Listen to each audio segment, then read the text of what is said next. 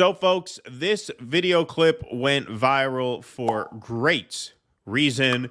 In the aftermath of the ICJ case, Clare Daly had some words for Israel and for the United States, in particular, Butcher Biden, as she named him. This is something to heat up your morning. It is freezing here on the East Coast, but we'll spray some fire all over your morning here. Let's go to Clare Daly.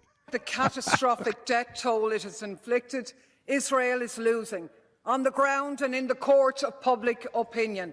There's no way that this ends that doesn't leave Israel a pariah state with occupation and apartheid on borrowed time, and they know it. So they're doing everything they can.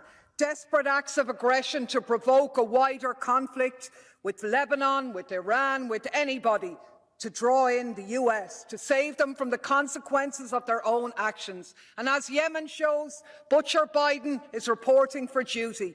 With Europe's proud genocide by his side, they are the ones who have enabled the continuation of Israeli terror.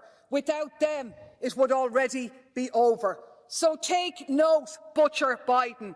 The ancestors of the Ireland that you claim to be from disown you. Keep our country out of your mouth. And as for von der Leyen and genocidal Germany, with your words and deeds supporting Israel in the ICJ, not in our name. The people of Europe stand with Palestine and with South Africa. Wow. Your ancestors disown you. Yeah, Biden makes a lot of his Irish ancestry. He does. So to be called out in that way is pretty powerful. Pretty powerful. And, you know, we are, for some reason, top 100 news and politics podcasts in Ireland. For some reason, the algorithm blasted us out to our Irish friends more than most other Europeans over there. And we love to have you. But we've heard this a lot from our listeners. Because they're the most dissident Europeans. Yeah, indeed. That's probably true. That's probably right. Makes sense in that way. But we've heard this from a lot of viewers of ours. Patrick Donahue, we just read a super chat of yours right before we did this segment. We've heard from a lot of our Irish viewers how offended they are by Biden's support for what's going on in Gaza right now, especially given the fact that he touts his Irish roots as often as he does.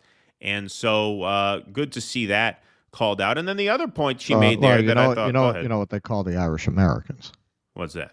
Plastic patties. Oh, yeah. Is that what? So there you go. I used to drive a horse and carriage, and it was like a 19th century job with a 19th century cast of characters. Like, the different avenues of the carriage lines were dominated by different ethnicities. So 6th Avenue was Irish, and 7th Avenue was Italian, and 5th Avenue was a free zone of everybody. So I spent a lot of time hanging out and talking to the Irish guys. They would talk about how much they hated Riverdance because it was for plastic patties. Yeah, well, that makes sense. It's Irish American crap. Bunch of plastic patties. Bunch of plastic patties.